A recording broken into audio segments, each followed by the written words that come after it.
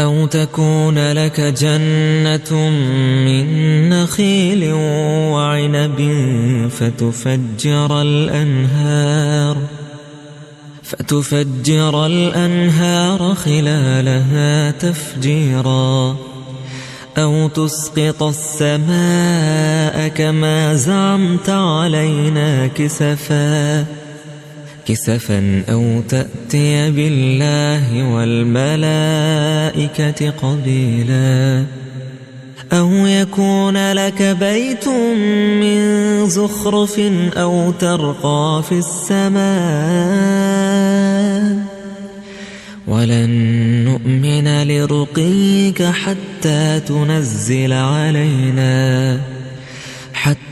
تنزل علينا كتابا نقرأه.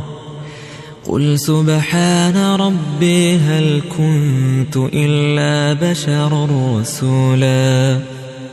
وما منع الناس أن يؤمنوا إذ جاءهم الهدى إلا أن قالوا أبعث الله بشرا رسولا.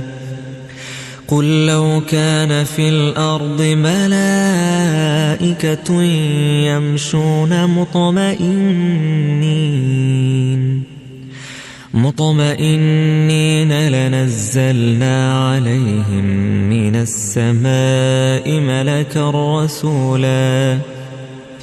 قل كفى بالله شهيدا بيني وبينكم إنه كان بعباده خبيرا بصيرا.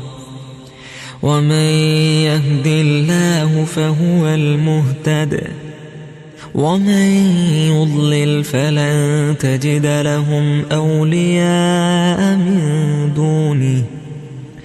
ونحشرهم يوم القيامة على وجوههم عميا وبكما وصما، مأواهم جهنم كلما خبت زدناهم سعيرا.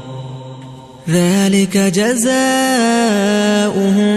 بأنهم كفروا بآياتنا وقالوا أئذا كنا عظاما ورفاتا أئنا لمبعوثون خلقا جديدا. أولم يروا أن الله الذي خلق السماوات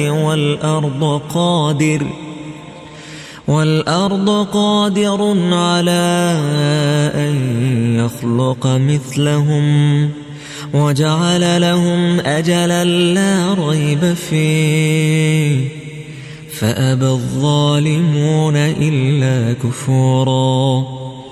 قل لو أنتم تملكون خزائن رحمة ربي إذا لأمسكتم خشية الإنفاق وكان الإنسان قتورا.